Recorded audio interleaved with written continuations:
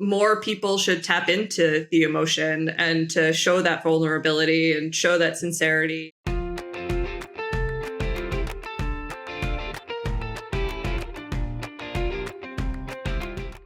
Hi, everyone. It's Carol Goldin from The Carol Goldin Show, and I'm so excited to have our next guest.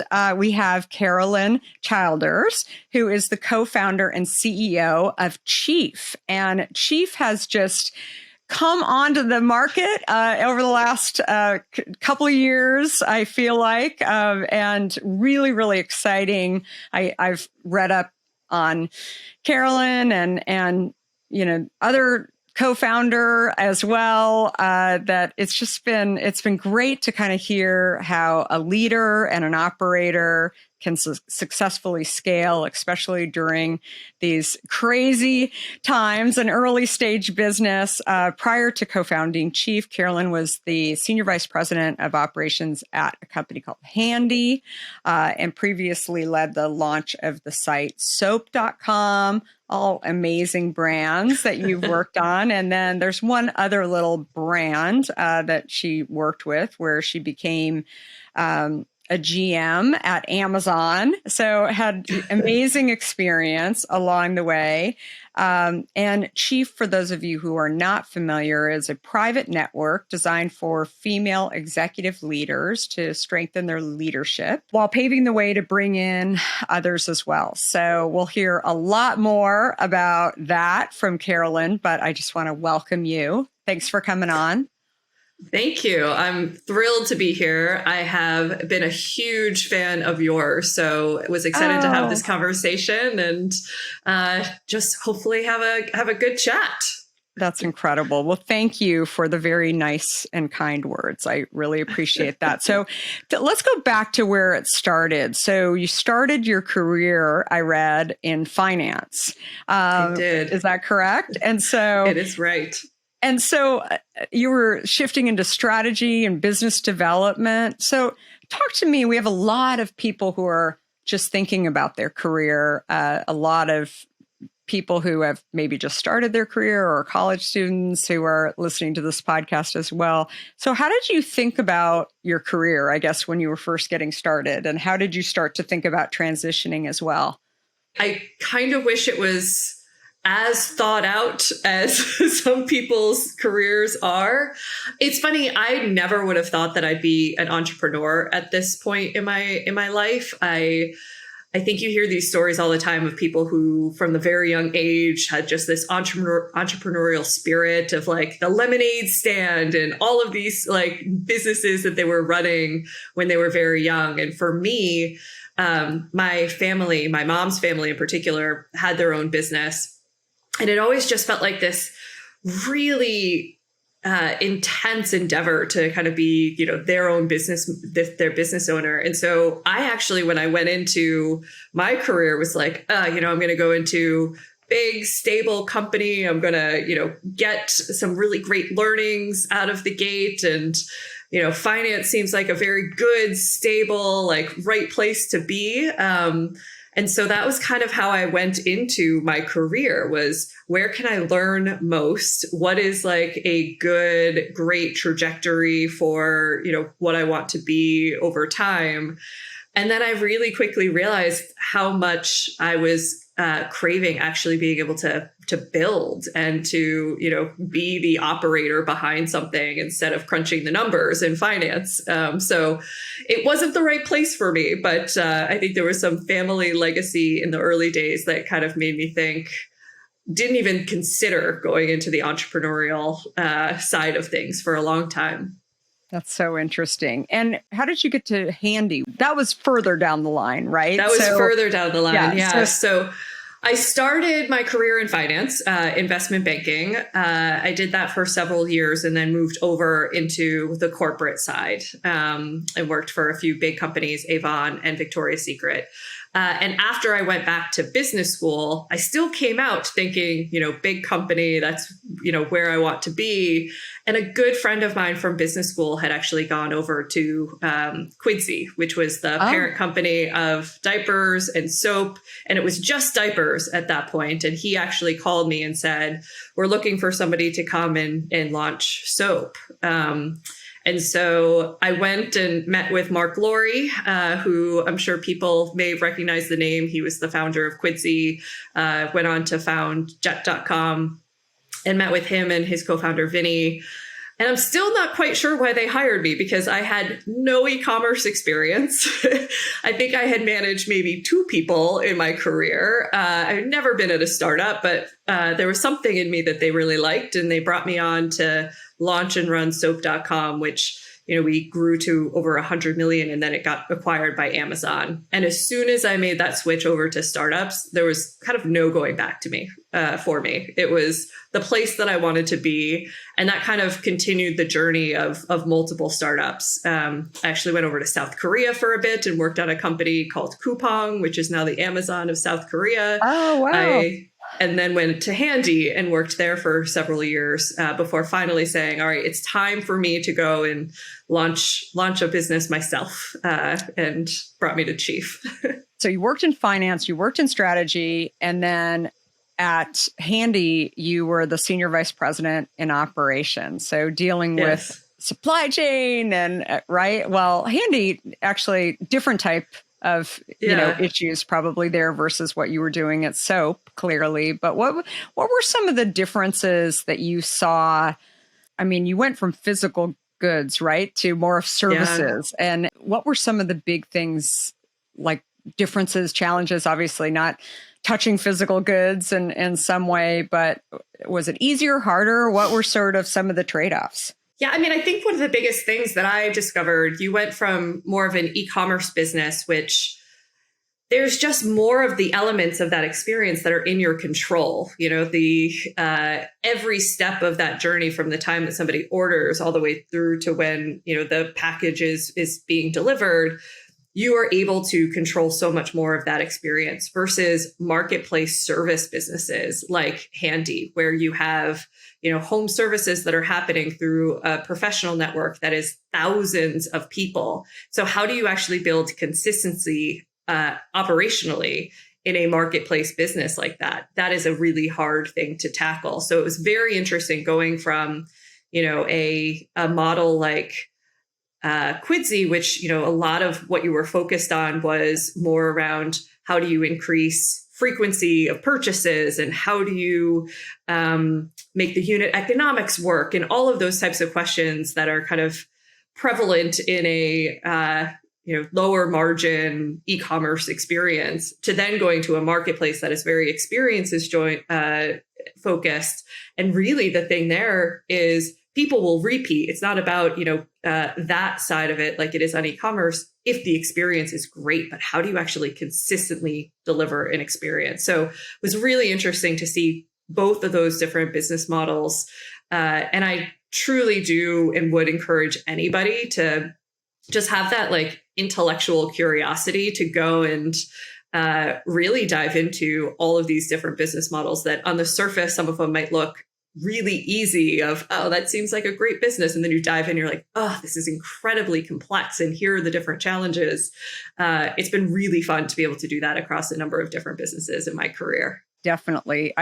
That's what I picked up on in your experience, that it wasn't just about growing and understanding different departments, but also just this whole idea of shifting from services, physical goods into services. So I did services to physical goods. And so it's definitely a little more challenging, I think, with the physical goods, but not necessarily. I mean, I think that they both have pluses and minuses for sure, and sort of how you're evaluating things. And certainly today, I think, the direct to consumer world of iOS and all the challenges there. And for sure, I think it's, there's lots of tough things in all of those different types of businesses. But let's get on to the most important, most inspiring of your career is founding Chief. So where did this idea come from?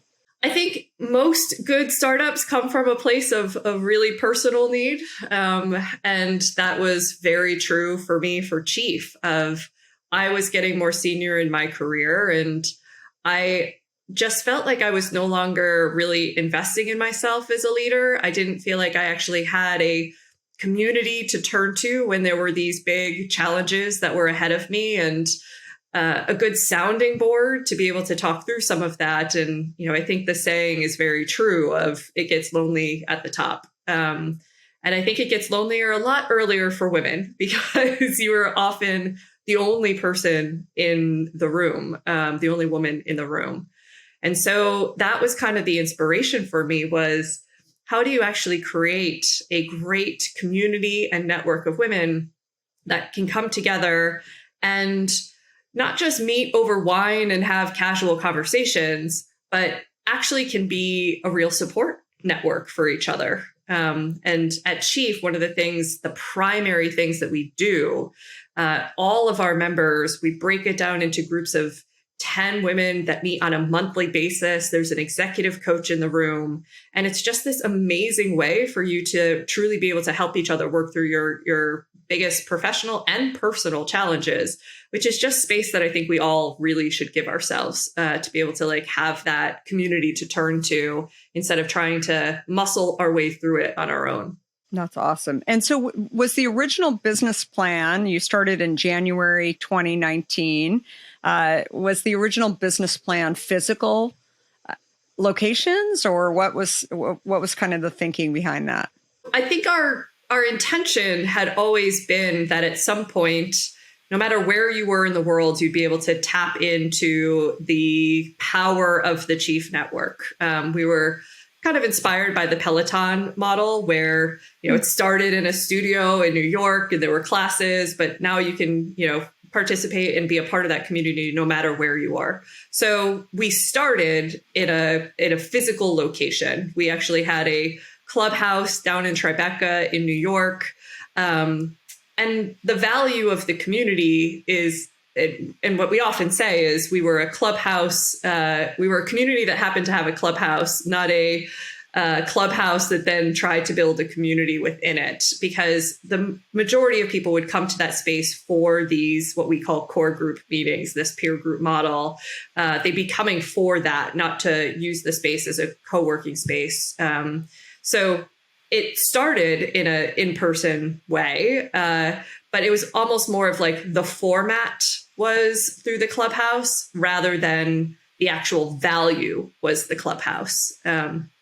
And obviously over time, particularly with the pandemic, that has shifted where now most people are able to participate in everything at Chief without having to, schlep across a city to go to a physical location. Definitely. And so the pandemic hits and, you, like many other great businesses, figured out how to make your company work in this new world and went virtual. So does the model shift for you entirely then going forward? Do you not have these physical spaces? Do you think that physical spaces are still important? How do you think about that as a founder, somebody who's leading a company, leading a startup? What are some of those things that you think about and the future? The pandemic obviously forced upon us a pivot in our model of moving from what was happening in person to virtual. And what was amazing to us was that engagement actually went up. So we had more people participating in all of the services that we were providing as we were doing it through a virtual format versus an in-person format.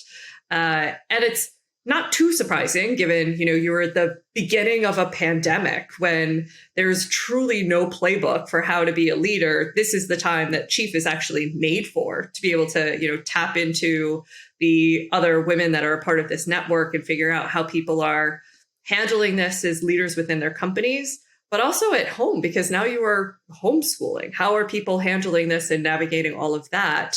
So it was amazing to see that even with this new format, and in this new format, it was actually expanding the value that we were able to give to people and the amount that people were able to engage in it on a monthly basis versus just every few times that they actually came into the physical space. So I think it unlocked a lot for us. I would say that we still have clubhouses. We have one in New York. We have one in Chicago. We have one in LA. And they're still a great part of the experience. I kind of view them as kind of the cherry on top of, you have just this amazing, robust experience that you can tap into anywhere, but you can also, go grab a drink at one of the clubhouses if you're in town or if it's in your city. And it's not the main crux of what we do, but it's a really nice extra benefit to be able to have access to and to have access to all of them. That's awesome. I totally agree. I think it's become I think more and more people want kind of the smaller groups too of getting together. So I think we were at a place a few years ago where everything was open, right? Now people, I think, want some sort of smaller spaces in some way to be able to get together with people. So there aren't too many people inside of a venue. So interesting. So your programming in 2020, I read,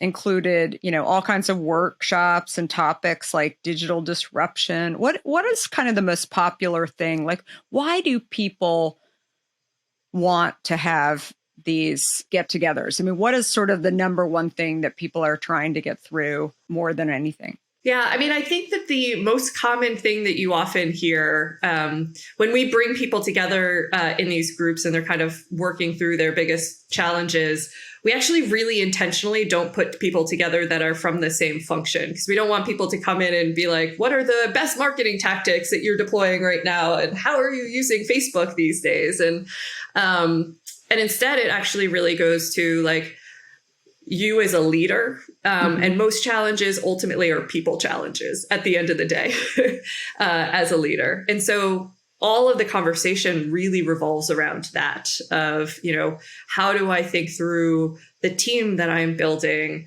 the strategies I'm putting together? Like, those are the types of things that you're really starting to talk about. And it just gets a lot deeper of the challenges that you're experiencing. Some of the full network programming, which I think you were referring to, like that's kind of what I was mentioning before, is kind of the content of what happens in your core group, that small group.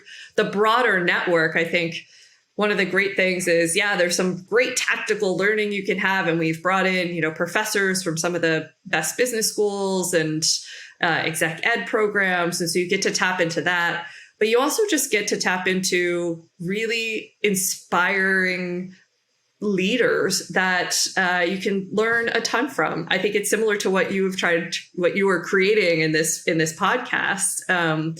We have Michelle Obama coming next week to talk to the community, which is amazing. And I think just being able to listen to, hear from, and get inspiration from leaders that are paving the way is a great thing to remind ourselves of. That's absolutely great. So I read Amal Clooney came on I mean, all of these amazing people, which I think is just an incredible place to be able to hear them talk about the challenges that they've come across too. So tell me a story when building Chief where you faced a big challenge or failure. And it could be at Chief. It could also be at one of your previous roles where you definitely, it was hard. You didn't know how you were going to get through it, but you learned so much from that experience. So share a little bit more about that. I think everybody should have a very recent example to be able to give if you were a leader over the last 2 years. I think the pandemic really tested everyone as leaders. So I mentioned before, Chief had a very in-person experience. Everything was happening in the physical space, in a clubhouse in New York City. And we had actually just raised our Series A. We had just raised some capital. with the idea of starting to go into new cities. We were going to expand from New York and go to LA and go to Chicago. And we were kind of on the precipice of that expansion. We had just signed leases for new spaces. We were starting that expansion story when the pandemic hit. We had like the Today Show had come in January and had done a whole segment on us. And like the irony is that it aired the exact day when everything went into lockdown. So it's like a great moment to celebrate at the exact same time as you're like, do we have a business anymore? I'm not sure because everything was happening in person.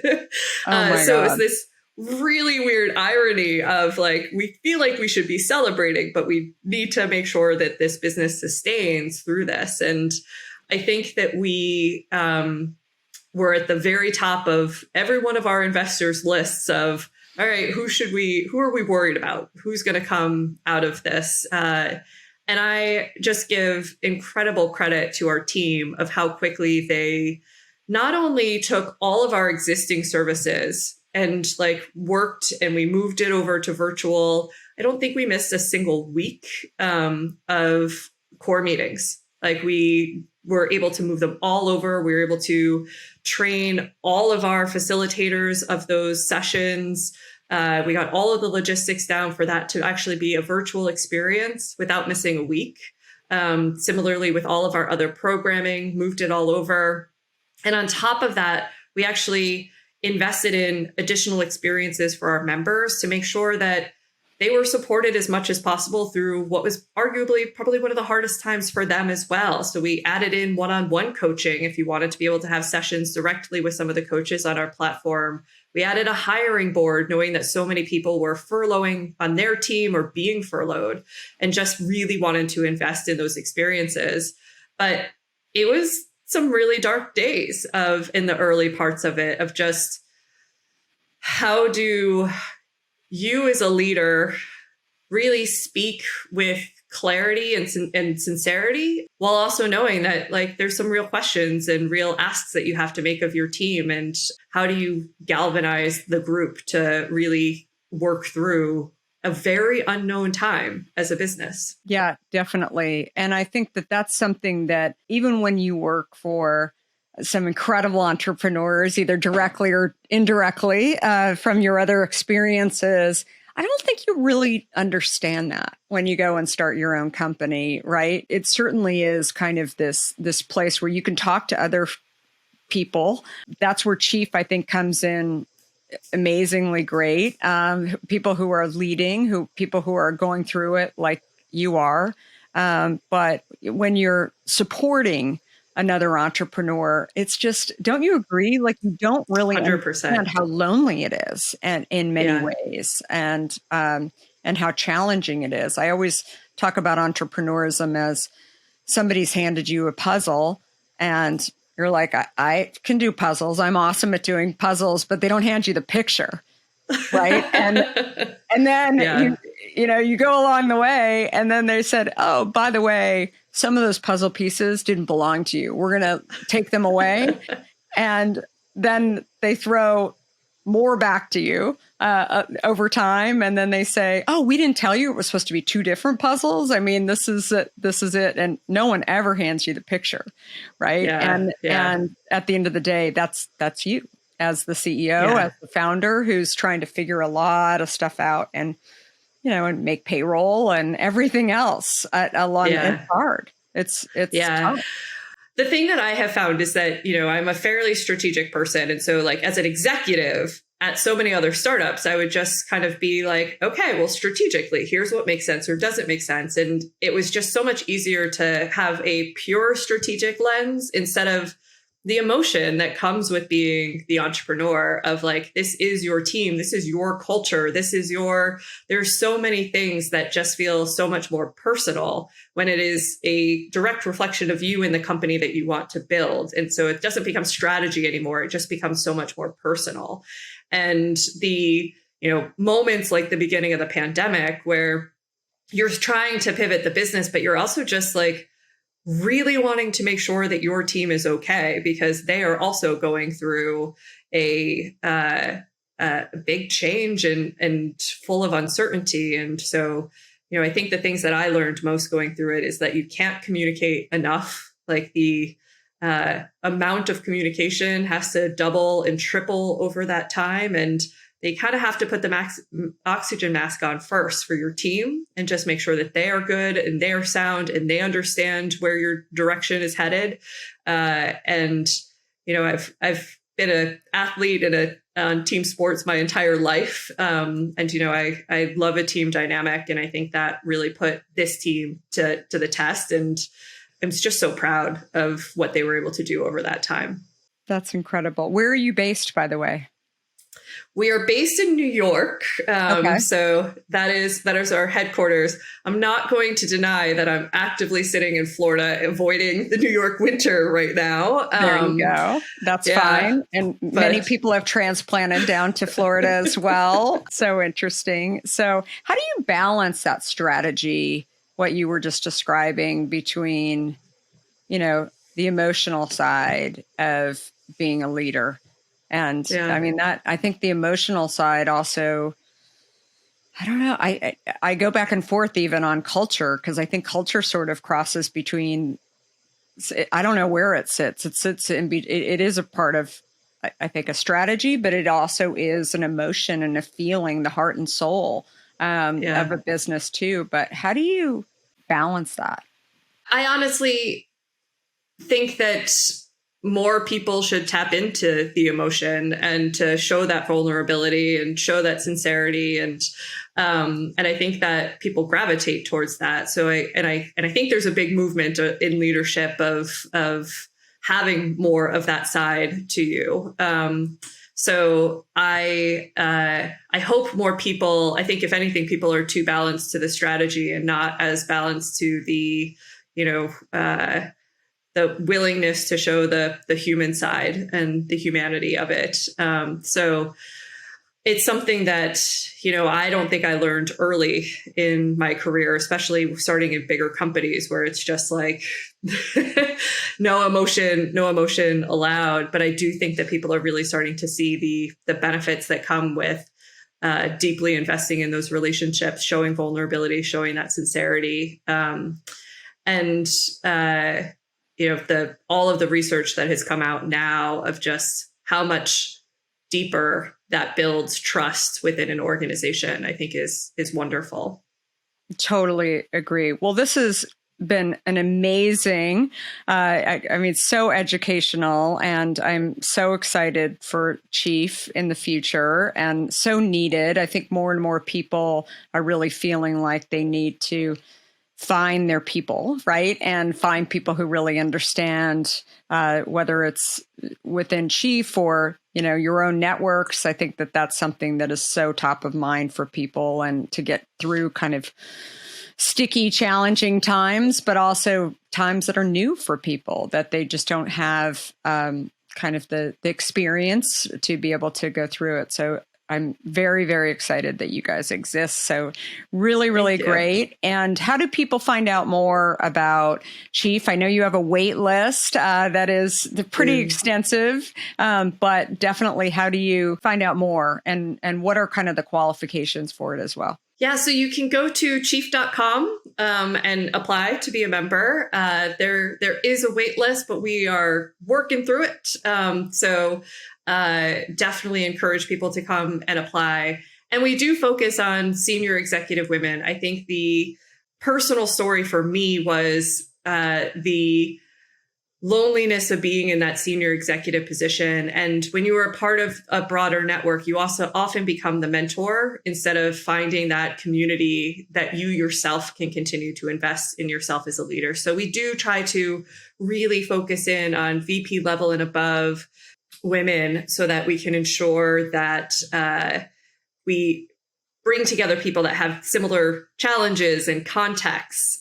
So that's kind of the qualification that we think about. And we just excitingly fully launched nationally. We had just been in 7 cities up until the end of 2021. And at the beginning of this year, officially launched nationally. Regardless of what city that you are in, we welcome you to go to chief.com and apply. That's awesome. Well, Carolyn, thank you so much for coming on and speaking with us and sharing so much of your journey and your stories. It's really, really great to have you. And thanks everybody for listening today. Don't forget to subscribe to the Kara Goldin Network and make sure to give this episode lots of stars as well. Carolyn was great and so kind to spend some time with us and give her wisdom. And definitely get the latest from me daily all over social at Kara Goldin with an I. And shameless plug, if you haven't read my book, Undaunted, please pick up a copy or download it on Audible. It's really my own story of building Hint and so much more. And hopefully you'll get a chance to let me know what you think. And last but not least, grab a case of Hint. And we're here every Monday and Wednesday. So definitely come and join us and let us know what you think. So thanks, everyone. Goodbye for now.